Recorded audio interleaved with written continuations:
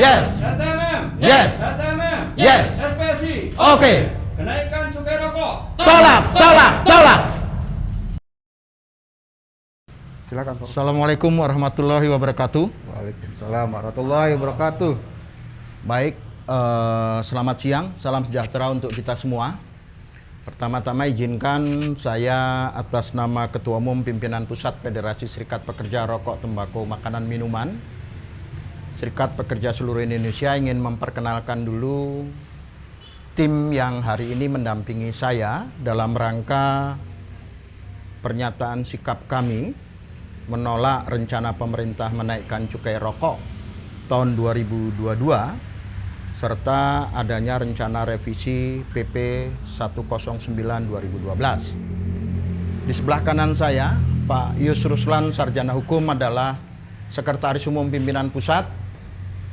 Dan di sebelah kanannya lagi Pak Joli Sanggam, Sarjana Ekonomi, beliau adalah Ketua Bidang Kesra PPRTMM.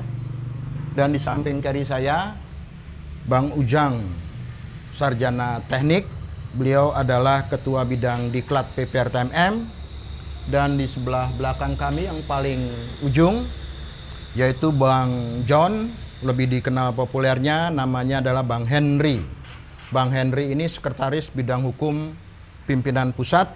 Dan tepat di belakang saya, Mas Harjono, Sarjana Ekonomi, beliau adalah Ketua Bidang IT dan Litbang. Dan di samping Mas Harjono ada Pak Arpanidi, beliau adalah Ketua atau Kemendan Satgasus Nasional. Dan sebelah kiri satu wanita, Bu Heni Purwaningtyas, beliau adalah Bendahara PPFSP RTMM. Tim kami hari ini yang bisa kami hadirkan di depan sini ini, tapi ada beberapa di kantor kami di samping, mengingat batas jumlah yang harus kita sesuaikan dengan protokol kesehatan. Teman-teman wartawan yang kami hormati, bahwa kami sangat berterima kasih kepada segenap teman-teman media yang berkenan hadir di siang hari ini dalam rangka konferensi pers sikap kami selaku pimpinan Pusat Federasi Serikat Pekerja Rokok, Tembakau, Makanan, Minuman. Tentunya kami ingin memberikan informasi terkait dengan problematika yang menimpa sektor serikat pekerja kami, khususnya pekerja di sektor industri hasil tembakau, yaitu lebih populernya dikenal pekerja rokok. Yang pertama yang ingin kami sampaikan adalah RTMM sangat khawatir terhadap kenaikan cukai tahun 2022. Kita semua menyadari bahwa Indonesia belum terbebas dari ancaman pandemi COVID-19, di mana seluruh industri juga terkena imbasnya. Tidak terkecuali industri hasil tembakau. Situasi ini yang membuat kita semua prihatin dan tentunya harus menjaga agar tidak terjadi chaos, terutama dari sisi ekonomi dan sosial. Di tengah situasi tersebut, kami Federasi Serikat Pekerja Rokok, Tembakau, Makanan, Minuman, yang kami singkat FSP RTMM, yang merupakan Federasi Serikat Pekerja yang bertanggung jawab langsung terhadap nasib para pekerja rokok, harus merasakan kekhawatiran yang berulang-ulang di setiap tahun akibat dari kebijakan pemerintah di sektor IHT, terutama terkait kenaikan tarif cukai hasil tembakau. Kebijakan tersebut memberikan dampak yang sangat luas kepada seluruh pihak yang menggantungkan hidupnya di sektor tembakau. Pada tanggal 16 Agustus yang lalu, kami mendengar bahwa pemerintah akan menaikkan target penerimaan cukai pada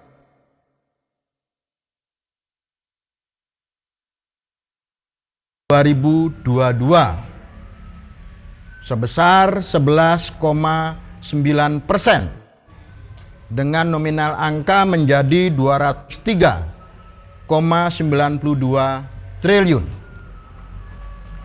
Setelah mendengar ini, kami langsung menyampaikan surat tertulis kepada Presiden Joko Widodo atas kekhawatiran kami terhadap nasib para anggota kami. Jadi bahwa kami telah mengirim surat kepada Presiden Republik Indonesia Pak Joko Widodo pada tanggal 25 Agustus 2021. Setelah mendengar ini kami langsung menyampaikan surat dan tentunya bahwa kenaikan cukai hasil tembakau pada tahun 2021 yang rata-rata sebesar 12,5% saja sangat berdampak kepada pekerja industri hasil tembakau.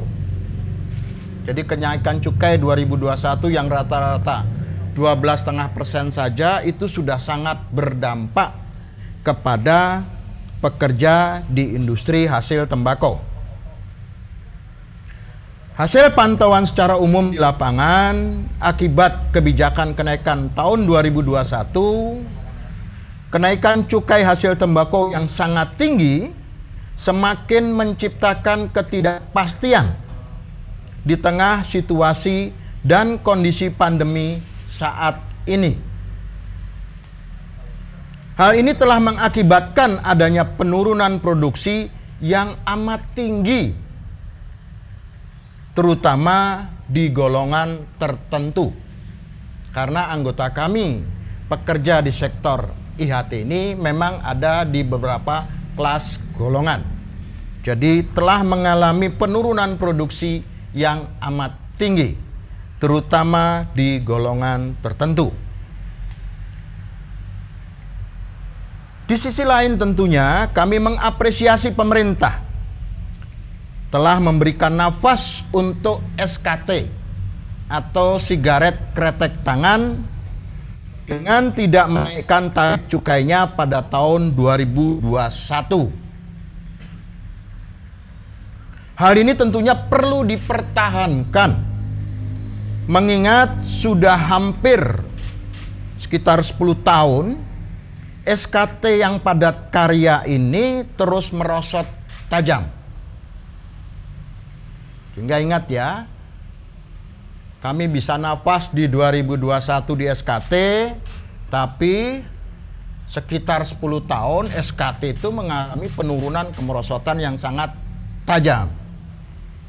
Sehingga dengan demikian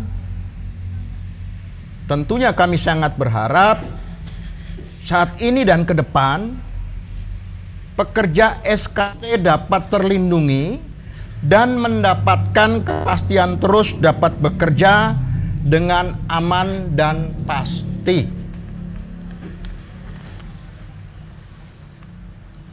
Berikutnya ingin kami sampaikan bahwa RTMM sebagian besar memang di industri SKT.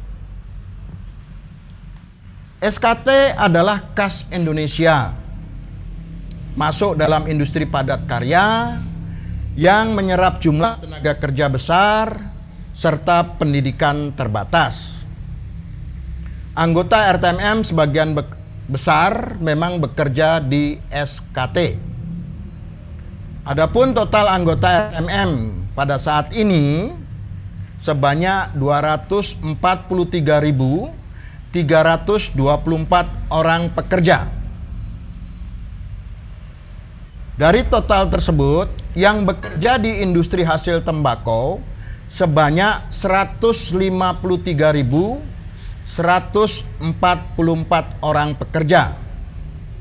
Sisanya sebanyak 90.180 orang pekerja bekerja di industri makanan minuman serta industri pendukung lainnya.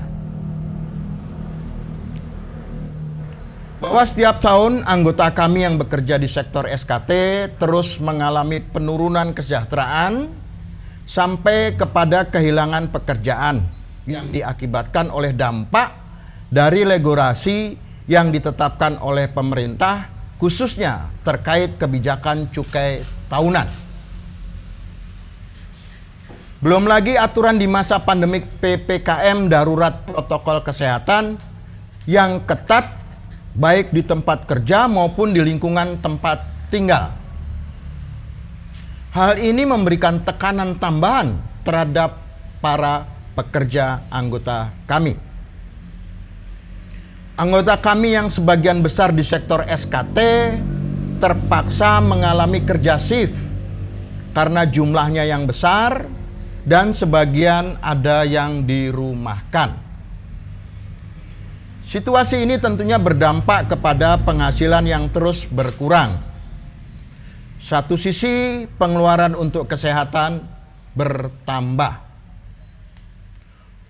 Oleh karena itu, mewakili anggota kami pekerja rokok, dengan tegas kami menolak setiap kebijakan kenaikan cukai. Sebaliknya kami sangat berharap sektor ini lebih diperhatikan. RTMM minta perlindungan tenaga kerja kepada pemerintah.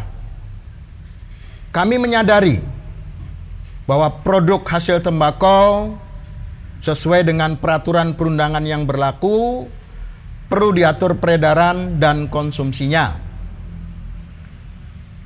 Namun sebagai industri nasional yang legal, mandiri, juga telah memberikan sumbangan pendapatan negara yang signifikan dan menjadi tempat pekerja menggantungkan hidup selama puluhan tahun, kami sangat berharap sektor IHT diberikan peluang untuk bertahan dan tumbuh. Bukan sebaliknya memberikan tekanan yang ujung-ujungnya berdampak merugikan pekerja dan petani tembakau. Sangat besar harapan kami kepada Bapak Presiden Joko Widodo memperhatikan nasib anggota kami, para pekerja rokok, mengingat bahwa berbagai kebijakan selama ini telah membuat kami merasa sebagai anak tiri di negeri sendiri. Padahal industri ini merupakan sawah ladang anggota kami dan telah dan selalu menyumbang triliunan rupiah kepada negara. Kami berharap aspirasi kami ini diterima oleh Bapak Presiden dan mendapatkan perhatian serta uluran tangan demi kepastian hidup para anggota kami dan keluarganya, sehingga dapat mendukung peningkatan pendapatan negara dan kemandirian ekonomi nasional. Demikian konferensi pers secara resmi yang bisa kami sampaikan. Wassalamualaikum warahmatullahi wabarakatuh.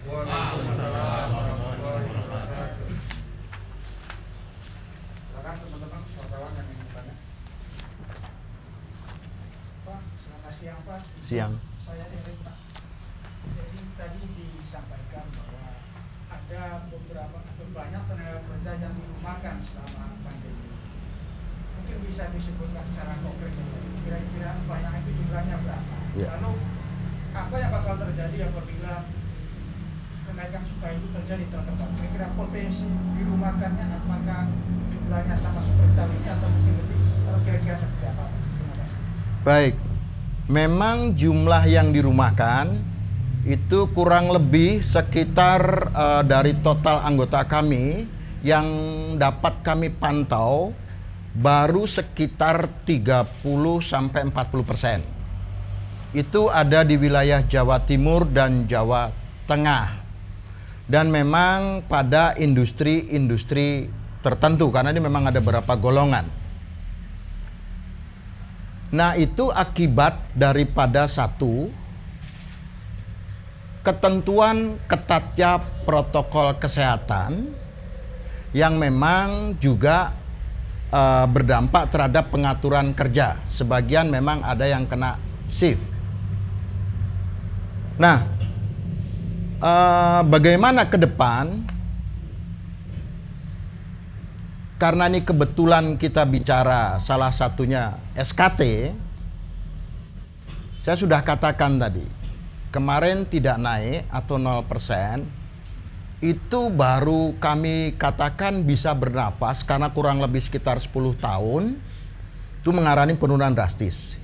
Di saat ini memang kita bisa bernapas.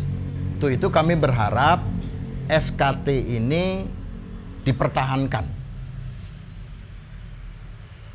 Nah, agar tetap bisa bertahan, ya besar harapan kita tentunya tumbuh.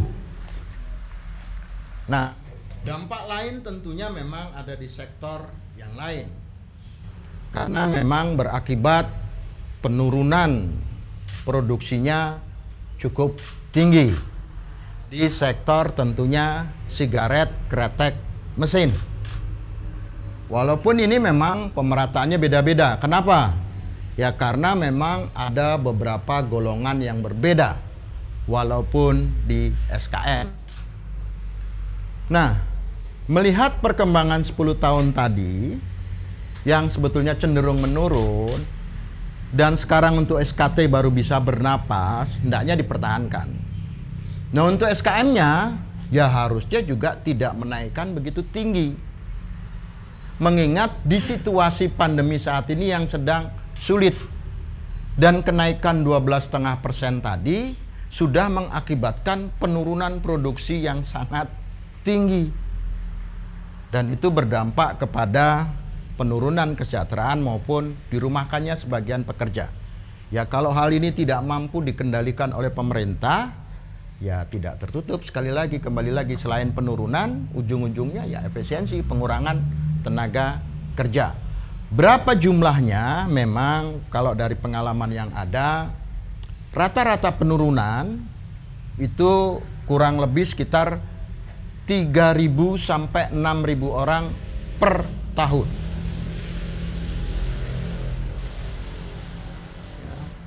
Itu yang dari rata-rata hasil kami pantau.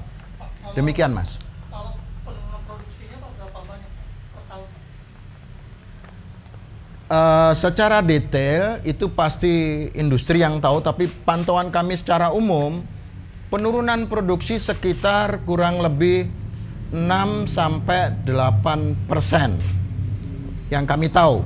Tapi detailnya pasti industri yang lebih tahu. Dan ingat, industri juga berbeda-beda ya. Karena memang segmen pasar dan golongannya berbeda. Mereka kena tarifnya, dampaknya juga pasti berbeda. Dan itu industri lebih tahu. Hanya yang kami tahu, yang paling kena dampak pada saat ini tentunya di golongan-golongan yang memang tertentu. Yang memang mungkin karena dia premium dan lain sebagainya. Silakan. Dari aturan-aturan tadi, aturan pemerintah, kenaikan cukai dan sebagainya, PPKM itu, adakah selama ini sampai saat ini Pak, 2 tahun atau 3 tahun ini ya, itu sudah terjadi, apakah sudah ada industri yang collab Pak, sampai collab Pak, atau setengah collab gitu lah, kategori-kategori Pak? Ini saya agak detail menjelaskan, tetapi sekali lagi dengan permohonan maaf, dan ini pantauan kami secara umum, tentunya melihat perkembangan di lapangan dan reportnya kami sesuaikan dari struktur kami yang ada di lapangan. Jadi ada indikasi yang pertama memang ketidakmampuan tutup. Jadi pengurangan sampai tutup ada, dan itu terjadi baik di industri yang agak besar sampai yang kecil-kecil, apalagi jangan ditanya itu. Ya. Nah, ada juga yang memang mohon maaf, ini yang saya bilang saya harus hati-hati menjelaskannya. Jadi industrinya ini belum tutup, tetapi karena ini kalau kita bicara SKT, penghasilan mereka ini berdasarkan satuan hasil. Nah, kalau kerjanya itu sudah tidak menjanjikan, selain diliburkan mungkin dapatnya cuma bikinnya sekian, ya lama-lama pekerjanya tahan nggak tahan kebingungan Pak. Walaupun ini kami sangat hati-hati harus mengatakan, karena kami juga tidak mau menuduh, tapi ini terjadi di lapangan. Jadi ini juga sebetulnya dapat dikatakan analisis berarti Pak ya. Situasi PPKM ini juga menjadi jitu untuk mengurangi tenaga kerja yang mungkin bahkan tidak perlu mengeluarkan pesangon. Karena dibikin pekerjanya tidak betah, mundur sendiri. Karena sudah nggak menarik. Bayangkan ekses di lapangannya kami harus hati-hati. Karena dasarnya produksi tadi Pak ya. Ya. Dasar dari Iya, satuan hasil yang mereka dapat ya itu menurun terus, diliburkan, tidak ada kepastian, kadang masuk, kadang enggak. Atau kalau kerja pun, walaupun sekali lagi ini sektor sekali. Ini kan kalau ngomong industri rokok ini unik, kelasnya macam-macam. Jadi disinilah kita sebetulnya memang sangat hati-hati, tapi ini sudah berpuluh-puluh tahun. Pak, dikit Pak, tambahin.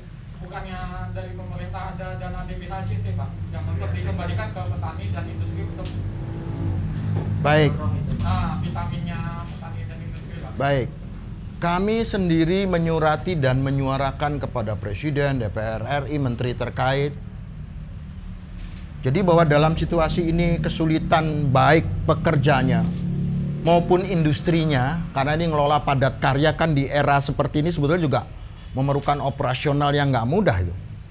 Hendaknya pemerintah memberikan perhatian, terutama kalau ngomong tadi DBHC, CHT.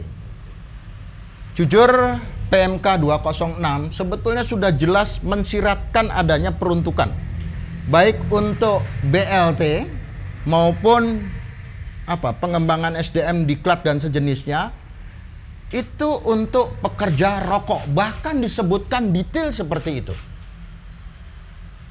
Tapi dalam praktek lapangannya hasil serapan kami, pantauan secara umum, ternyata untuk BLT saja tidak semua pekerja rokok bisa dapat. Ini kami sudah nyerap laporan, kami sudah minta informasi. Jadi untuk BLT saja walaupun PMK 206 menyebutkan jelas seperti itu, tidak semua pekerja rokok dapat. Ditambah pemerintah kadangkala, Pemda tentu yang saya maksud, daerah-daerah berbeda-beda pegangannya. Kebijakannya sehingga juga berbeda-beda. Bahkan kalau ngomong yang namanya diklat, yang itu juga dicanangkan sebagian untuk itu, karena situasi PPKM ini kan sebenarnya juga kegiatannya hampir punah dan hilang. Itu juga dananya kemana? Praktis kalau kami boleh informasikan apa adanya, sebagian besar daerah itu tidak menggunakan DBHC 2020. Jadi sisa. Ini sebetulnya bisa dimanfaatkan sebesar-besarnya. Tuh tadi yang dipertanyakan oleh teman media tadi, harusnya ini digunakan untuk pekerja maupun industrinya. Harusnya. Tapi ternyata praktek di lapangannya mengalami kendala yang itu pun kami laporkan ke Bapak Presiden. Artinya PMK 206 nggak jalan tuh? Sudah kami sampaikan secara resmi dalam bentuk surat seperti itu. Ya. Kalau boleh dibilang tidak jalan, bahasa kami kurang sesuai dengan ketentuan yang disebutkan. Yes, cakep. Betul. Sudah kami sampaikan itu. Oke, Mbak, dari media mana? Trend Asia ya? Ya. Saya April mau tanya Pak, untuk yang SKT yang tidak mengalami kenaikan itu, kira-kira manfaatnya apa bagi pekerja rokok? Sekali lagi, tadi sudah saya katakan, 10 tahun mereka ini mengalami kenaikan yang boleh dibilang tidak kompetitif dan merosot tajam. Dan itu mayoritas members kami, anggota kami. Boleh dibilang RTMM tidak mampu melindungi anggotanya yang notabene mayoritas. Salah satunya akibat kenaikan cukai yang begitu tinggi setiap tahun. Alhamdulillah kemarin tidak naik, mereka tertolong. Tertolong mereka untuk bisa minimal bertahan saat sekarang ini. Dan kami berharap ini dipertahankan oleh pemerintah. Jadi itu realitas kenapa SKT harus menjadi prioritas bagi kami, karena anggota kami mayoritas di sana. Dan memang ini sudah 10 tahun. bukan hal yang baru. Jadi wajar. Sehingga kami minta ini dipertahankan.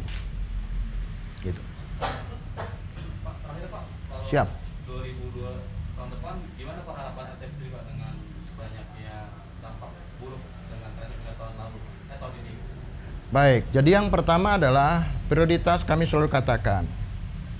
Kenaikan yang kemarin 12,5% rata-rata, jujur saja itu kan untuk SKM, itu membawa dampak yang cukup luar biasa kepada SKM. Dan itu dampaknya kemana paling akhirnya? Pekerja. Ya industri kalau udah nggak kompetitif, itu kan mau nggak mau memang ya pekerjanya. Bagaimana dia harus mengefisiensi pekerjaan. Nah, sehingga 12,5% untuk rokok mesin saja kami harapkan. Ini situasi pandemi COVID tidak normal gitu loh. Daya beli masyarakat menurun, industri di mana-mana juga rontok. Bahkan kalau mau detail ngomongin 12,5% rata-rata, ini harus dilihat dampaknya akan kena berapa tuh tarifnya kepada industri tertentu. Yang sehingga juga terjadi persaingan tidak sehat sebetulnya. Nah, jadi saya berharap di SKN pun atau RTM berharap harusnya tidak dinaikkan. Kalaupun dinaikkan harus belajar dari pengalaman yang kemarin untuk SKM karena itu sangat tinggi, mengakibatkan penurunan yang sangat tinggi buat industri. Nah, untuk SKT karena ini padat karya dan juga menyerap tenaga kerja cukup besar dengan pendidikan terbatas, mereka berpendidikan terbatas kan juga bukan salahnya mereka. Bagaimana sistem pendidikan di Indonesia? Gampang nggak orang mengaksesnya gitu? Kalaupun ada lapangan pengganti, bisa nggak mereka kompetitif di industri baru? Hanya SKT yang bisa memberikan kepastian untuk mereka bisa punya penghasilan. Harusnya pemerintah peduli ini. Harusnya ini harus menjadi prioritas. Oh, realitasnya memang rakyat saya, warga saya masih mayoritas pendidikannya terbatas. Bukan kesalahan mereka loh, mereka sulit mengakses pendidikan. Kedua, situasi pandemi juga sedang sulit, ekonomi sedang sulit, biaya kesehatan tumbuh tinggi. Mereka punya lapangan pekerjaan yang namanya adalah SKT. Dan ini khas Indonesia. Produk itu produk yang boleh dibilang 90% lebih ini kontennya lokal semua. Ini bisa mengakibatkan kemandirian kita. Harusnya pemerintah peduli habis tuh terhadap SKT. Saya rasa itu teman-teman wartawan. Baik. Setelah dari sini mengirim surat ke presiden itu ada tanggapan dari itu Pak? Bagaimana Mbak? Setelah mengirim surat apakah ada tanggapan dari sana? Saya bisa jelaskan detail. Jadi kita kirim surat ke presiden itu yang pertama tanggal 4 Juli. Mendengar ada penyampaian RUU APBN. Wah, ini kok dampaknya naik. Ya, wajar kita khawatir, bikin surat lagi kemarin 25 Agustus. Dan kita sedang merencanakan, surat sudah kita kirimkan ke DPR RI, audiensi. Insya Allah, hari Senin kalau diterima ya. Terus ke pemerintah juga tindak lanjuti lagi, akan audiensi. Jadi sengaja kita bikin bertahap satu-satu. Jadi kalau ibaratnya kita pakai budaya etika, ya cukup memberitahukan, mudah-mudahan diperhatikan. Tapi kalau enggak ya terpaksa kita harus datang dan menjelaskan. Jadi upaya berikutnya kalau ditanyakan, apakah ini ada respon? Kami direspon tidak direspon, kami akan melakukan langkah-langkah sesuai yang kami rencanakan.